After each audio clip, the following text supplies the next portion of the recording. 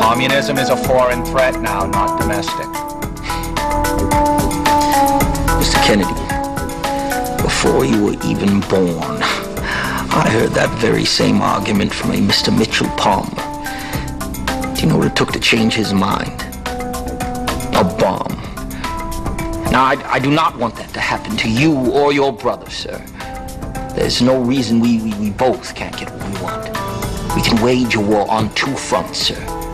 That's a clip from a movie getting some Oscar buzz, J. Edgar, starring Leonardo DiCaprio. Our movie guy Aaron Lafferty is here with a preview of that movie and the other movies coming out this weekend. And you know, it's interesting because it's Veterans Day today, the release of this movie, and you think about the kind of the time historically we were in, and now seeing some of that come to life. I mean, that's what's fun about this movie is it's a historical, you know, you get to learn some history if you weren't alive then, or if you're not familiar with that time. You know, J. Edgar basically revolutionized the way the United States fought crime or investigated crime. You know, he kind of rethought a lot of things like fingerprints, forensics, all those kinds of things were kind of his baby that, you know, at the time they were shunned. They were like, oh, hey, using fingerprints, what does that mean? You know, things that today are like, you know, DNA, fingerprints, forensics are all just kind of commonplace. Which a lot of shows are based on. Right, yeah, exactly. So, you know, Leonardo DiCaprio plays his character the decades that he was with the FBI, from the beginning when he first joins the Bureau till when he was the head of the Bureau. Obviously, you know, if you know his story a little bit, you know that he had some secrets of his own. As much as he investigated secrets and kept secrets, he kept secrets from the public. So this investigates that kind of, you know, the relationship he had with his #2 guy, played by Armie Hammer from The Social Network. You know, behind the scenes, there were some things going on. His mom is played by Dame Judi Dench, so it's a really good cast. Clint Eastwood directed this. You know, it's getting pretty good talk, more for Leonardo DiCaprio and Clint Eastwood than maybe the film as an entire picture for Oscar. And is this the first one this year that you're saying this could have Oscar buzz associated with it? No, I think we've got a couple. We've got others. some animated ones. Yeah, but we've got some animated ones. You know, Moneyball and 50-50, and The Help might get some attention too. But this one may get Best Picture. Depending on how many Best Pictures we have. This rated R? This is rated R, yeah, and it's a little longer than 2 hours. So. And one that will absolutely not generate any Oscar buzz is Jack and Jill. This looks hilarious. This might be the worst movie of the year? The worst movie of the year really? that I've seen. Obviously, there's so many movies out there that you can't see them all, but the worst movie that I've seen this year, Jack and Jill, Adam Sandler. Here's the premise. He plays the twins. He's the boy twin and the girl twin, Jack and Jill. The boy, Jack, is successful. Everybody likes him. He's got a family. Jill is kind of obnoxious and needy and all those things, and doesn't have a family. She comes over for Thanksgiving. There's so many holes in this movie. It's hard. You don't necessarily know who everybody's name is. You don't know who everybody is, what the relationships are. Only knowing from reading the premise on IMDb did I know that she comes over every Thanksgiving. This wasn't ever established that she comes every Thanksgiving and she's a bummer, and you know, sometimes you have that family dread of somebody coming over that you don't get along with. They never really explore that, and there's so many problems. Adam Sandler is acting as Jill.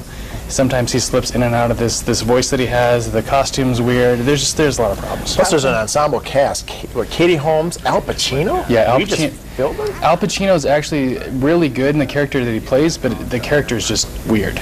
And why is he in this movie? A paycheck. That's, paid a lot of money by that one. I go into a lot more depth on my blog on the full review there. So. Well, I guess I'm going to save my money and not go to see that one. Right. It's only an hour and 31 minutes. I would hate for you to waste 90 minutes and $20. Okay. If you really want to see this movie, wait for it to come out on DVD. Fantastic. I'll save that for my Secret Santa, I suppose. Okay. But there is another one out, also another drama.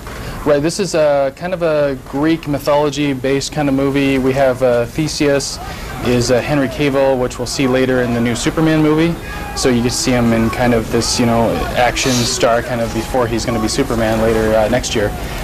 It's basically there's a warlord that's taking over Greece, and Zeus appoints a mortal man to try to go up against him. So that's Theseus, and that's his role. We get the Minotaur. We get a lot of you know, classic Greek kind of stuff, Poseidon, whatever. So if you like 300 or Gladiator, this is one of the producers of 300 did this movie. So it's interesting. It's also in 3D, so it'll make a little extra money this weekend.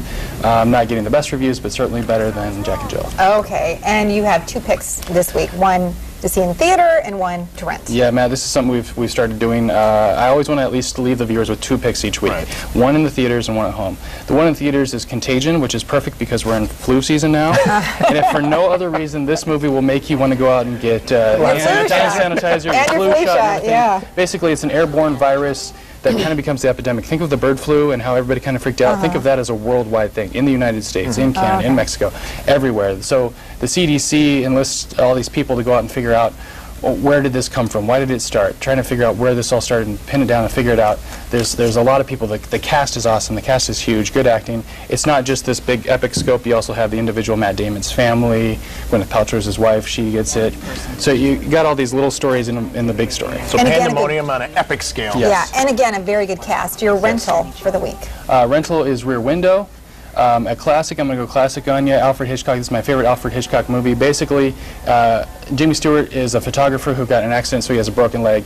He has to sit in his apartment, and he kind of watches his neighbors. He's people watching, and he becomes convinced that he's seen a crime while watching all of his neighbors. And then Grace Kelly, who's his girlfriend, she starts getting involved. His other friends get involved.